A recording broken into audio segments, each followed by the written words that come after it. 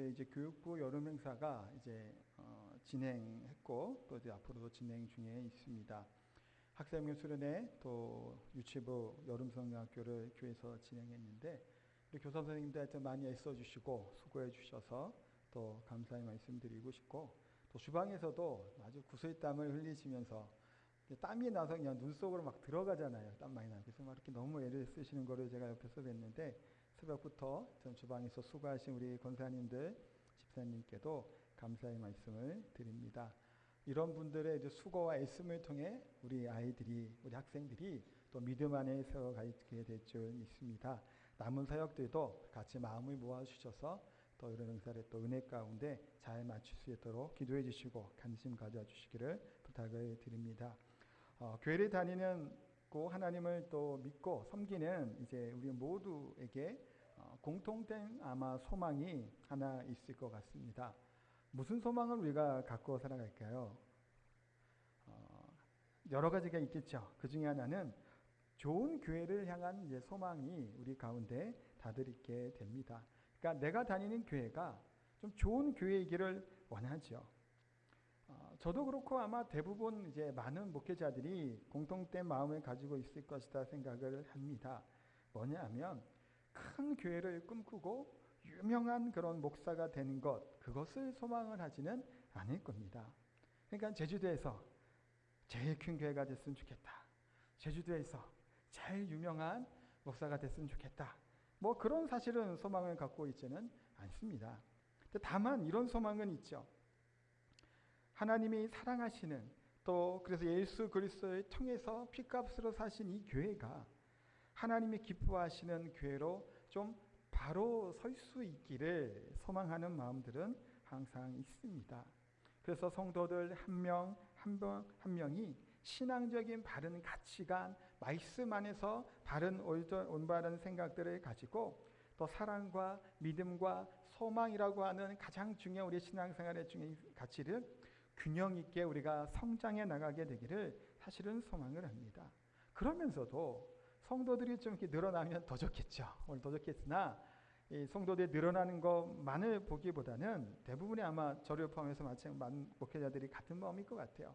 성도들 한 명 한 명이 말씀 안에, 믿음 안에, 그리스도의 사랑 안에서 성장하고 또한 그 안에서 내적인 부흥들이 더욱더 차고 넘치게 되기를 그렇게 소망합니다. 한 일리 있는 말이 있어요. 한번 들어보세요. 인생의 방향은 예수 그리스도를 만나면 끝나고 신앙의 방향은 좋은 교회를 만나면 끝난다 라고 이야기합니다. 이 그럴듯한 얘기입니다. 많은 사람들이 우리가 인생을 살다 보면 방황을 할 때가 있습니다. 또 힘들어서 또 이제 지치고 쓰러질 때가 있죠. 이런 방황이 왜 올까? 왜 힘듦이 있고 방황이 있고 고뇌가 있고 고통이 있을까요? 어찌 보면 소망을 잃었기 때문이고 소망이 없기 때문입니다. 그러니까 소망 대신 예수 그리스도를 믿음으로 만남으로 말미암아 이 고독함이, 이 좌절해야 되는 마음이 실망하는 낭망하는 마음들이 그치게 되고 예수 그리스도 안에서 풍요로움과 풍족함을 우리가 누리고 살 수 있다는 겁니다. 그러니까 이와 같은 마찬가지로 신앙의 그런 혹시 방황을 하고 있다고 그런다면 좋은 교회를 만나서 좋은 교회 안에서 함께 예배할 때 또 하나님의 말씀을 들을 때 우리의 심령이 뜨거워지고 감격스럽게 되고 또 체험하게 되고 기도하는 가운데 하나님의 음성을 듣는다라면 얼마나 우리의 신앙생활이 즐겁고 행복하고 감사하는 하루하루가 되지 않겠느냐라는 것을 생각하게 됩니다. 그러니까 인생의 방향은 예수 그리스도 만나면 끝나고 신앙의 방향은 좋은 교회를 만나면 끝난다라고 하는 말이 사실 이렇게 틀리지 않는 말인 것 같습니다. 그렇다면 바르고 하나님이 기뻐하시는 교회는 어떤 교회일까요? 몇 가지 이유가 아마 있을 거예요. 바른 교회, 좋은 교회 얘기를 하면 무엇보다도 우리 한 가지 정도만 생각을 하면 이겁니다. 세상과 얼마나 다르냐라고 하는 부분이에요. 얼마나 다르냐라는 것은 얼마나 구별되고 살고 있느냐라고 바꿔도 좋습니다. 예수 그리스도를 믿는 우리 성도들이 세상 사람들과 얼마나 우리가 다르게 살아가느냐, 이것이 어찌 보면 거룩한 또 하나님의 기뻐하시는 교회의 모습이다라고 얘기할 수 있습니다. 창세기 12장 무슨 말씀이 있는지 혹시 아시나요? 창세기 12장은 아브라함의 그 소명이라고 할 만한 이제 본문이에요. 부르심을 받았던 배경인데, 아브라함이 하나님의 부르심을 받아서 자기 고향 친척 아비 집을 떠나 지시의 땅으로 가라라고 하는 말씀이죠. 물론 우르에서 먼저 한번 움직여서 하란까지 갔다가 온 여정이긴 하나, 12장은 특별히 하나님이 자신이 있었던 이 동네들, 시들, 그런 이렇게 주변을 다 떠나서 이 땅과는 구별된 하나님의 백성으로 삼기 위한 하나님의 부르심이 바로 아브라함의 소명이라고 할 수 있는 창세기 12장의 말씀입니다. 하나님께서 왜 아브라함을 불러주셨을까요?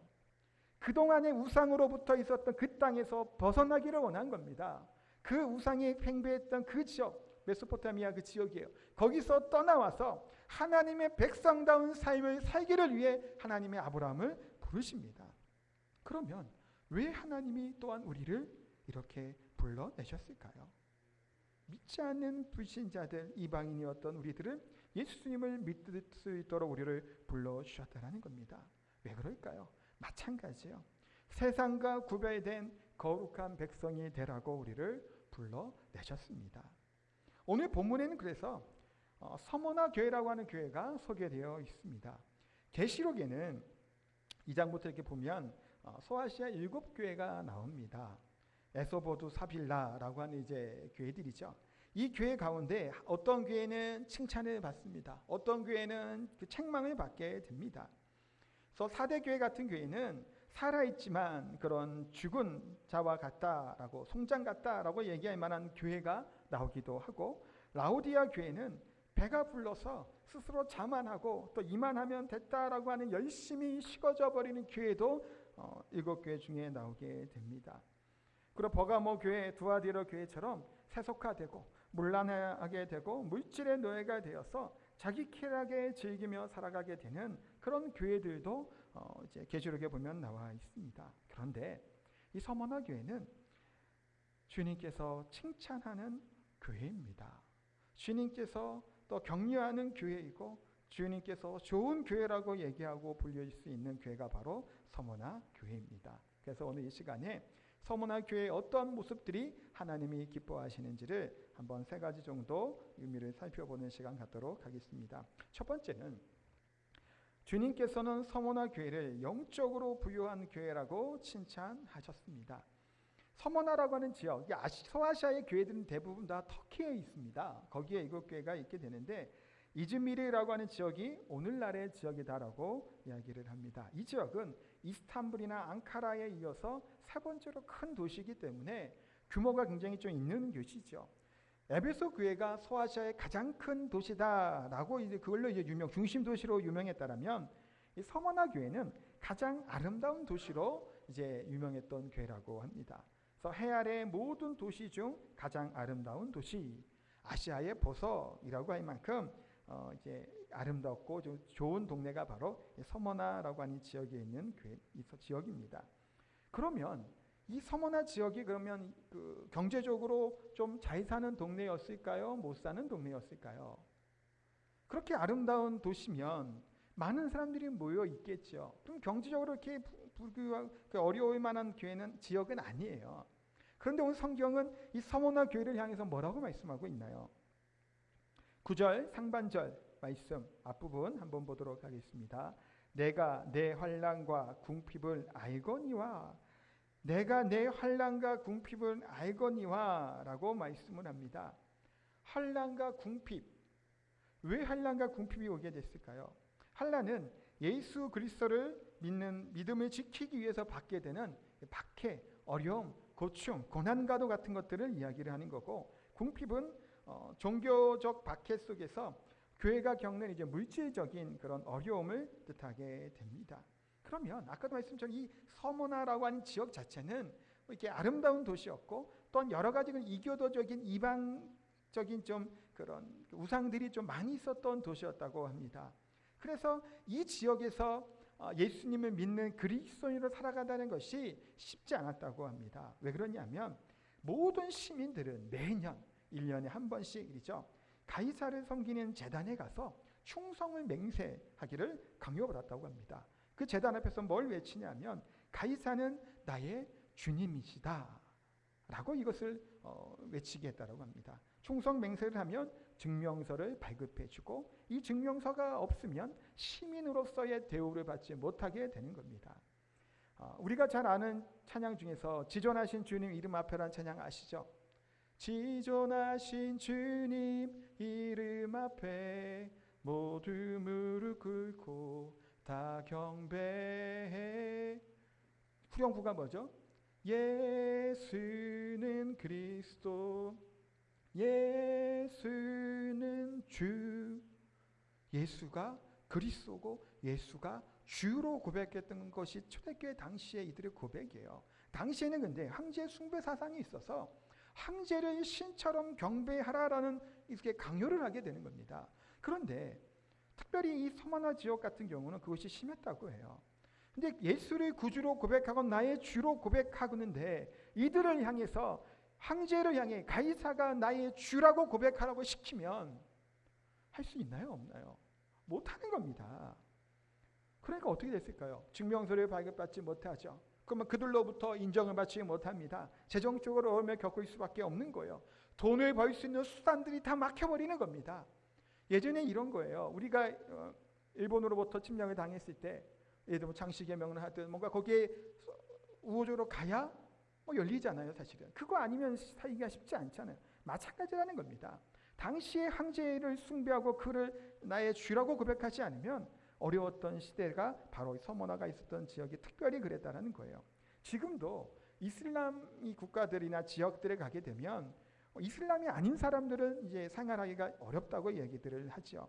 좀 자유가 있는 이집트 같은 경우도 진급이 되지 않는다라고 하는 얘기가 있을 만큼 어렵다고 해요. 근데 당시 이 상황을 생각해 보세요. 예수님 믿었다는 그 이유 하나만으로 장사를 못하는 거예요. 예수님 믿는 그 이유만으로 회사에서 일하는 데서 쫓겨나게 되는 겁니다. 예수님 믿었다는 이유만으로 풍족할 수 있는 환경에 있음에도 불구하고 불이익을 당하게 되는 거예요. 손가락질을 당하게 되는 겁니다. 예수님을 믿는다라는 그 이유의 신앙 한 가지 때문에 이들은 고통 가운데 부유한 지역에서 오히려 궁핍함으로 가난함 가운데 살았던 것이 서머나 교회 성도들의 삶의 모습들이에요. 결국 그들은 이와 같은 핍박과 환난을 받게 됩니다. 세상 기준으로 보면 분명히 서머나 교회는 어떤 교회인가요? 궁핍하고 가난한 교회예요. 서머나 교회 성도들은 모두 다 가난한 겁니다. 방법이 없잖아요. 그런데 우리 주님은 서머나 교회를 향해서 뭐라고 말씀하고 있나요? 내가 가난한 자다 그렇게 얘기하지 아니하죠. 실상은 내가 부요한 자라. 실상은 내가 부자라는 겁니다. 반대로 소아시아 7교회 가운데 라오디게아 교회라는 교회가 있습니다. 3장 17절 그 앞부분에 보면 나는 부자라 부요하여 부족한 것이 없다 이렇게 얘기를 하는 거예요. 그랬더니 주님께서 뭐라고 얘기하시나요? 내 곤고한 것과 가련한 것과 가난한 것과 눈먼 것과 벌거벗은 것을 알지 못하는도다. 내가 네 스스로 부자다, 나는 풍족하다, 나는 넉넉하다 이야기하는데 주님은 뭐라고 말씀하시는 거예요? 내 곤고한 것, 가난한 것, 가련한 것, 눈먼 것, 벌거벗고 헐벗고 있는 것을 알지 못하느냐라고 말씀하는 겁니다. 사랑하는 성도 여러분, 이유가 뭘까요? 실상 서문학교의 사람들은 가난해요. 그런데 내가 너희를 부자라고 얘기한 거고 라오디아 성도들은 부자예요. 넉넉하단 말이야. 근데 그들을 향해서 곤고하고 가난하다라고 말씀하고 있습니다. 예수님께서는 환난을 하고 궁핍을 당하는 서머나 교회를 향해 부자라고 얘기하는 이 이유가 뭘까요? 육신의 부유함을, 이 땅의 부유함을 가지고 이야기하는 것이 아니에요. 육신적으로는 가난하나 영적으로 풍요하였던 이들을 향해 여러분들은, 당신들, 너희들은 부유한 교회다, 부유한 자라고 분명히 말씀하고 있습니다. 오늘날을 살아가는 우리 성도들은 어떠한가요? 부자인가요? 가난한가요? 대부분 이 자리에 앉아 계신 분들 삼시세끼는 다 드시죠. 물론 다이어트 하느라고 한 끼 굶을 수는 있으나 우리가 사실은 먹는 것 때문에 궁핍하지 않습니다. 그런 시대는 지나갔죠. 뭘 해도 밥 먹고는 살아요, 사실은.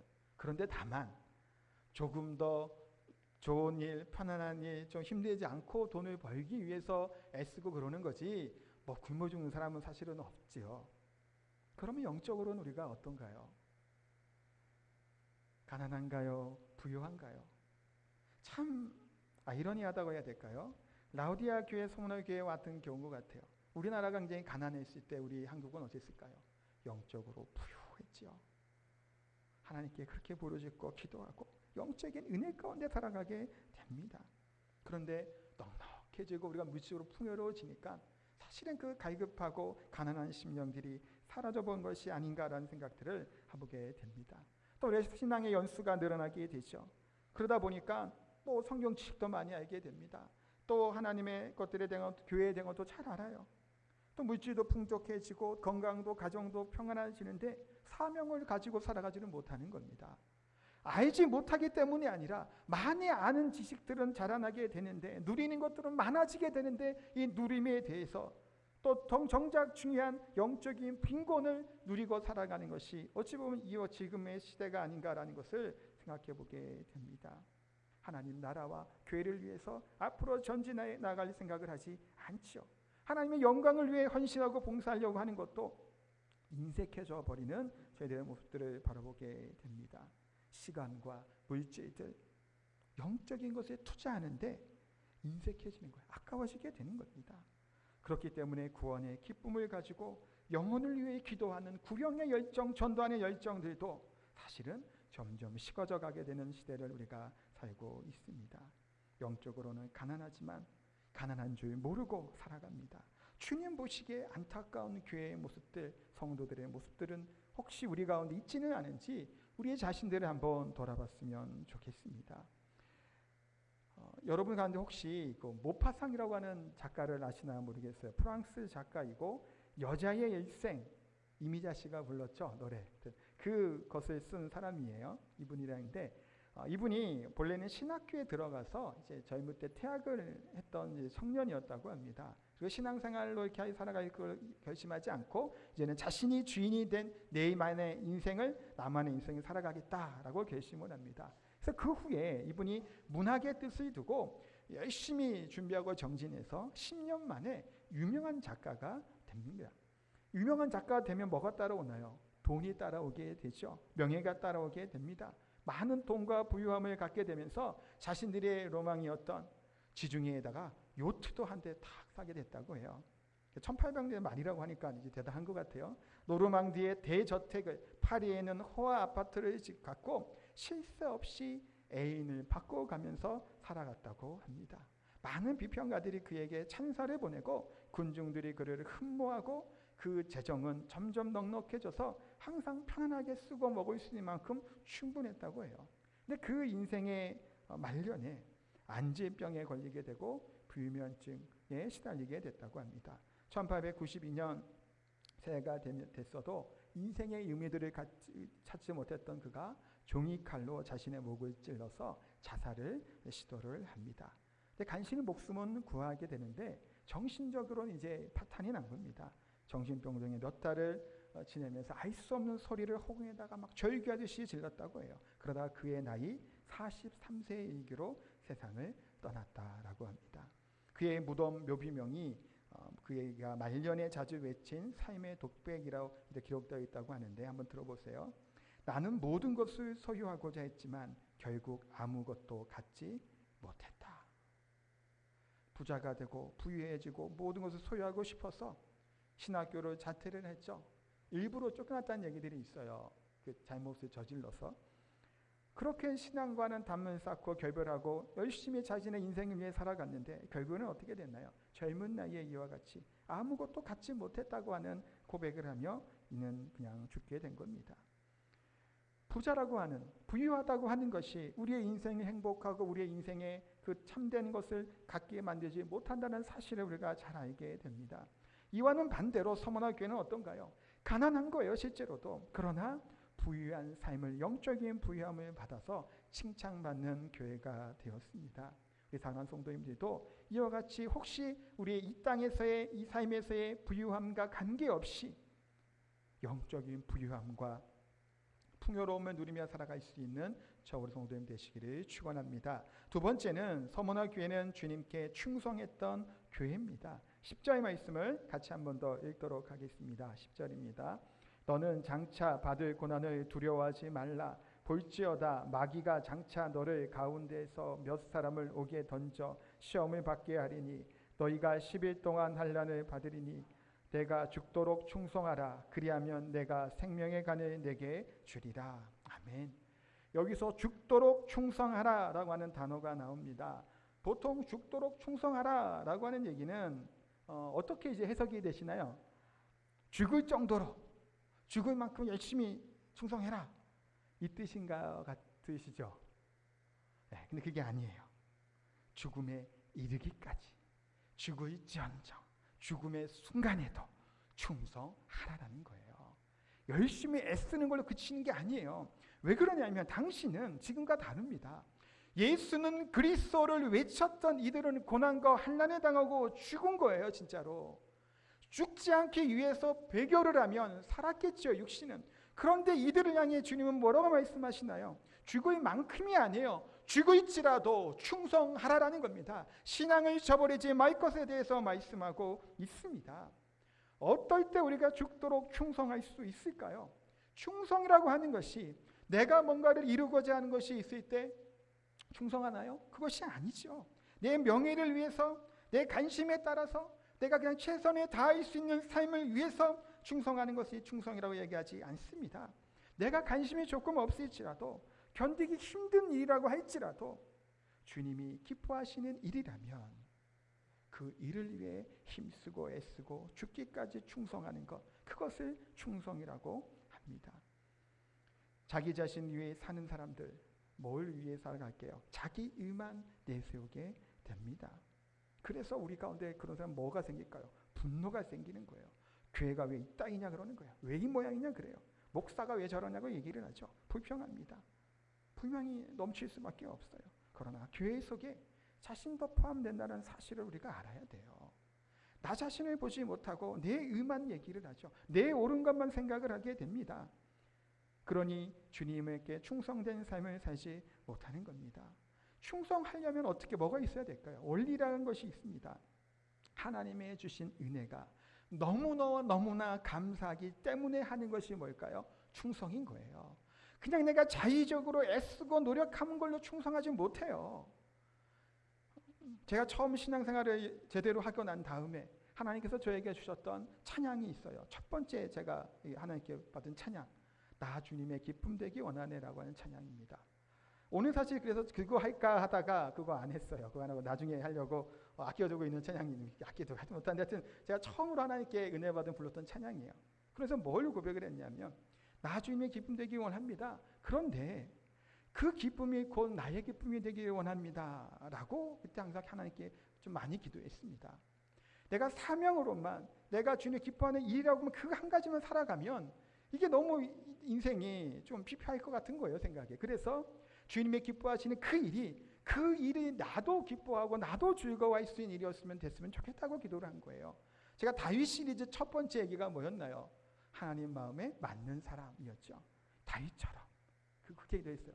하나님 마음에 합했던 다윗처럼 저 또한 하나님의 일을 기쁨으로 감수하면서 나도 하나님의 기쁨이 내 기쁨이 되게 해주시옵소서라고 기도했던 적이 있습니다. 물론 지금은 그 기도는 잘 안 합니다. 왜냐하면 지금 행복하고 즐겁게 있으니까요.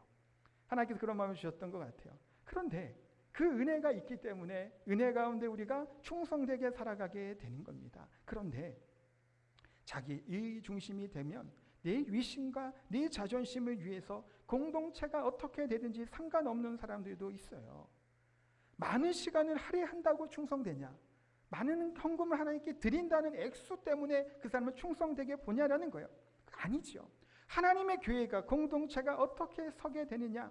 내가 조금 없어질지라도, 내가 조금 녹아질지라도, 내가 조금 무시를 당할지라도 하나님의 영광이 드러나는 일이라면 죽기까지 순종하는 것이 뭘까요? 충성이라는 거예요.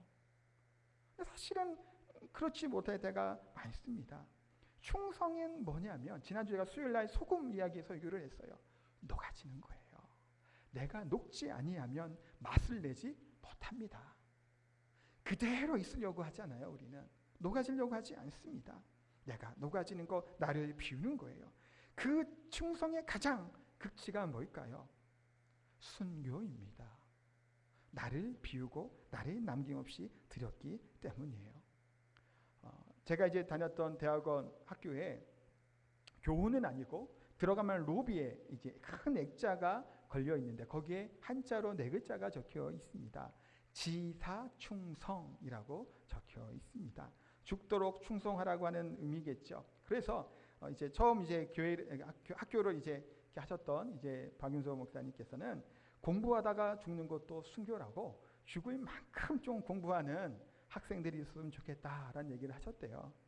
학교 다닐 때마다 그 얘기 참 많이 들었어요. 그래서 얼마 전에 동문회 이제 모임이 있어서 한번 제주도에 있는 제 동문들하고 만났는데 이런저런 얘기를 하다가 진짜로 공부하다가 죽은 사람은 없다고 그러더라고요. 근데 공부하다 죽는 것도 순교다? 그럴까요? 그렇다는 거 왜 그럴까요? 학교 우리 교훈이 3가지예요. 바른 신학이에요. 신학을 바로 배워야 바른 교회를 세울 수 있기 때문이죠. 그러니까 신학을 배우는 이 학생이 이때 죽을 만큼 혹시 필요하고 가려가서 죽을지어도 바르게 하나님께 배우려고 하는 자세가 있다면 순교라고 얘기를 한 겁니다. 그럼 바른 교회가 되면 바른 생활들, 그리스도인들 한 명 한 명이 거룩한 하나님의 백성들로 구별된 삶을 살 수 있기 때문에 이 3가지를 이제 교훈으로 놓게 됩니다.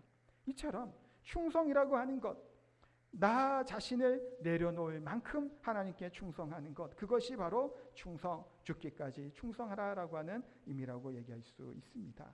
서머나 교회 하면 굉장히 유명한 사람이 있습니다. 10절에 지금 죽도록 충성하라라고 말씀하고 있는데 이 예언의 말씀처럼 정확한 연도가 사실은 알려지지는 않았는데 대략 156년 2월 22일경에 사도 요한의 제자이기도 한 영적 지도자였던 폴리캅이라고 하는 분이 순교하는 일이 일어났다고 합니다. 당시 로마 황제에게 신상에다가 이제 뭐 경배하고 아까도 말씀드렸잖아요. 이렇게 가이사는 뭐 주님이시다, 뭐 그거 하라고. 그러니까 그거 하는 것들이 있었던 지역이었기 때문에 폴리캅뿐만이 아니라 주변에 이제 같이 있었던 성도들 한 10여 명도 같이 이제 체포되어 갔다고 해요. 이제 유대인들이 이제 밀고를 하고 해서. 그러나 이제 폴리캅의 인격과 이제 덕망을 좀 흠모하고 되게 좀 본이 됐던 분이었던 것 같아요. 그랬더니 총독이 이렇게 제안을 한 겁니다. 예수를 욕하고 황제의 신상에 절하면 당신을 당장 풀어주겠다 하고 얘기한 거예요. 그랬더니 폴리캅이 이렇게 대답합니다. 86년 동안 내가 섬겨온 주님, 그분은 언제나 나를 인자로 대하셨소. 내가 어찌 그분을 모독할 수 있단 말이오. 총독이 내 목숨이 아깝지 않든가 너를 야수의 밥이 되게 하겠다. 폴리캅이 이렇게 얘기합니다. 어서 맹수를 부르시오. 총독이 다시 내가 맹수를 들어하지 않으니 너를 불태우겠다. 위협하니까 폴리캅이 얘기합니다. 총독이여, 잠시 있다가 꺼질 이 불보다 장차 심판을 위해 예비된 하나님의 영원한 진노의 불을 두려워하시오. 어떻게 됐을까요? 불에 태워지게 됩니다. 근데 잘 안 탔대요, 폴리캅. 그래서 칼로 찔러서 순교하게 됩니다. 얼마나 사실 이 고백이 참 감동하게 되나요? 86년 동안 내가 섬겨온 주님, 그분은 언제나 나를 인자로 대하셨다라는 거예요. 그러니 내가 주님을 부인하고 모독할 수 없다라는 거예요. 이 땅에 불이 피어진 이 육신에 태우는 이 불이 중요한 게 아니라고 이들은 고백하는 겁니다. 장차 심판을 위해 예비된 하나님의 영원한 진노의 불을 당신이 두려워해야 된다라는 얘기를 외치고 순교하게 됐던 폴리캅이 바로 서머나 교회의 이제 영적 지도자였습니다. 사랑하는 성도 여러분, 우리가 살면서 이 자신의 삶을 이렇게 드린다고 하는 것이 얼마나 중요하고 어려운지 모릅니다. 말처럼 쉬운 일이 아니죠. 아브라함이 이삭을 제물로 드렸던 것, 단순한 문제 같지만 단순한 문제가 아니에요. 독자 이삭이 어떻게 얻은 아들인가요? 얼마나 우여곡절 끝에 이삭을 얻게 된 건가요? 이삭은 아브라함에게 최고의 것이고 삶의 가장 유일한 것이고 생명과도 같은 것이 아들 이삭이에요. 이삭을 통해 하나님이 예비해 놓으신 앞으로의 장래, 우리 자기 가문의 그 길들이 또 보여주셨죠. 그 모든 것들을 다 뭐 한 거예요? 하나님께 드린 겁니다. 그것이 이삭에 드린 아브라함의 그런 섬김이고 하나님께 드리는 헌신이었다는 겁니다. 주님께서는 또한 예수님께서 성전에서 헌금하는 자들을 보면서 말씀하셨죠. 가난한 가부의 헌금을 보고 뭐라고 말씀하시나요? 이 가난한 가부는 헌금함에 넣은 모든 사람보다 많이 넣었도다. 근데 실상 정말 더 많이 넣은 사람이 많이 있었단 말이에요. 유대 지도자들, 바리새인, 제사장들. 그런데 주님은 뭐라고 얘기하시나요? 또 이 가부는 그 가난한 중에서 자기의 모든 소유 곧 생활비 전부를 넣었느니라. 헌신이라고 하는 것, 드린다고 하는 것, 내가 얼마나 한 양이 하는 것이 아니라 반대로 얘기하면 이런 거예요. 드린 이후에 내가 뭐가 남겨져 있느냐? 그와 같은 것이 어찌 보면 헌신이라고 얘기할 수 있습니다. 신앙이 그래서 성장을 하게 되면 받는 신앙에서 뭐로 바뀌게 되나요? 주는 신앙으로 바뀌게 되는 겁니다. 처음 신앙생활을 하면 계속해서 받으려고 해요. 챙김을 받으려고 그러고 뭔가를 해주는 것을 기대하고 계속 받으려고 합니다. 그런데 신앙이 성장한다는 것은 뭘까요? 나의 도움이 어디에 필요한지를 생각해 보는 거예요. 내 기도가 필요한 사람이 있는가? 내 봉사가 필요한 사람이 있는가? 그것을 바라보고 찾을 수 있는 것이 성숙한 사람이라는 겁니다. 누가 나에게 조금 어렵게 할지라도, 서운하게 할지라도 끌어안을 수 있는 여유를 갖는 것이 어떤 사람인가요? 성숙한 사람이죠. 그것이 성숙한 사람이에요. 누가 자기를 알아달라고 하지도 않는 거예요. 사실은 누구나 알아주기를 원하잖아요. 그런데 신앙의 성숙한 사람은 내가 누구라 나를 알아주지 않을지라도 충성한다라는 것은 그런 거예요. 나를 알아줘서가 아니라 하나님께 내가 충성하는 겁니다. 주님을 따르면서 자존심, 이해관계 얽혀 있을지라도 충성하는 사람. 그렇다면 우리 교회는 얼마나 이런 충성하는 사람이 많을까요? 저를 먼저 생각해야 되겠죠. 저 자신을 돌아보며 우리가 스스로를 돌아보면서 얼마나 하나님 앞에 충성된 사람인지를 좀 돌아보는 저희들이 되기를 소원합니다. 세 번째는 시간이 많이 갔네요. 서머나 교회는 하나님의 약속을 붙드는 교회였습니다. 10절 말씀에 이렇게 보면 생명의 간을 내게 주리라 라고 말씀하고 11절에는 이기는 자에게는 둘째 사망의 해를 받지 아니하리라 라고 말씀하고 있습니다. 첫 번째 사망은 뭘까요? 육신의 죽음이에요. 아까 폴리카비 순교했죠. 많은 사도들이 하나님 예수님의 제자들이 다 죽었습니다. 그렇게 죽어간 것이 첫 번째 사망이에요. 그런데 우리가 정작 중요한 게 몇 번째 사망일까요? 둘째 사망이에요. 죽음 그 이후에 하나님의 심판이 있다는 사실 우리가 잊어버리면 안 됩니다. 육신의 죽음은 그냥 죽으면 끝나는 것이죠. 그러나 영적인 영원한 죽음 우리에게 기다리고 있다는 사실을 기억해야 돼요. 물론 예수님을 믿고 충성되게 살아가는 우리들은 심판이 없고 영원한 하늘나라 하나님의 상급이 있는 줄 믿습니다. 서머나 교회는 이 상급을 바라보고 살아갔습니다. 이 땅에서는 죽을 수밖에 없었고 또 많은 사람이 실제로 죽었지요. 서머나 교회 성도들이 폴리카 같은 사람도 죽었습니다. 그런데 이들은 영원한 하나님 나라를 바라본 겁니다. 우리가 때로는 이 땅의 것들을 너무 의지하게 됩니다. 사람을 의지할 수 없죠. 신뢰할 수 없습니다. 우리 인간이라는 존재는 아무리 신뢰할 만한 사람인 것 같아도 어떻게 그 사람이 될 줄 몰라요. 도장을 찍고 사인을 하고 계약을 했다고 안전할 수 있을까요? 아니라는 겁니다. 우리 자신도 마찬가지겠죠. 우리 스스로를 의지해서는 안 되는 겁니다. 세상을 의지해서도 안 된다는 겁니다. 경험이나 물질적 지식들 그것도 의지해서는 안 된다는 거예요. 하나님의 뜻하시면 한순간에도 하면 흩어져 버릴 것이 이 땅의 것인 줄 압니다. 서머나 교회 성도들은 뭐 할까요? 하나님의 이 약속의 말씀 죽도록 충성하라. 그리하면 내가 생명의 간을 내게 주리라. 또한 둘째 사망의 해를 받지 아니하리라 라고 하는 말씀을 믿음으로 인생을 살아갔던 것이 서머나 교회인 줄 믿습니다. 사랑하는 성도 여러분, 진짜 향나무와 가짜 향나무의 차이가 있다고 해요. 도끼를 찍는 순간에 나타난다고 합니다. 향나무는 찍히면 찍힐수록 향기가 진동한다고 해요. 잘 몰라요. 제가 글 보고 찾아서 한 거예요. 근데 겉모습은 비슷하나 가짜 향나무는 어떻다는 건가요? 도끼날만 상한다라는 거예요. 생화와 조화도 마찬가지죠. 사실은 이건 생화잖아요. 조화도 되게 잘 만들죠. 요즘에 생화는 어떻게 되나요? 시간이 좀 지나면 다 떨어져요. 시들어요. 또 진짜 살아있는 꽃은 뭘 하게 되나요? 나비에게, 꿀벌에게 자신의 꿀들을 나누어 줍니다. 조화는 살아있는 것처럼 보이나 실상 보여요. 죽어있는 거예요. 아무런 능력들, 역사들이 일어나지 않는다라는 겁니다. 요즘 그것을 무엇을 통해 우리 신앙을 알 수 있을까요? 하나님을 믿는지 안 믿는지 차이점은 평소에는 잘 모른다라는 거예요. 결정적일 때 드러나게 됩니다. 내 건강이, 내 재물이, 내 생각이, 내 뜻이 찍히고 떨어지고 빼앗기고 부서지게 깨어져 나가게 될 때, 그때 내 신앙이 나온다라는 겁니다. 우리가 하나님을 전폭적으로 신뢰한다라면 믿고 충성하는 자들이 되어야 될 줄 믿습니다. 우리의 신앙은 바로 그 결정적인 때를 위해서 준비된 자들이 되어야 될 거고, 결정적일 때 배교하거나 하나님을 저버리거나 그렇게 하는 것이 아니라 하나님께서 충성되다 여길 수 있는 저희들의 선홍 성도들의 신앙들이 다 되시기를 축원합니다. 우리 찬양하도록 하겠습니다. 찬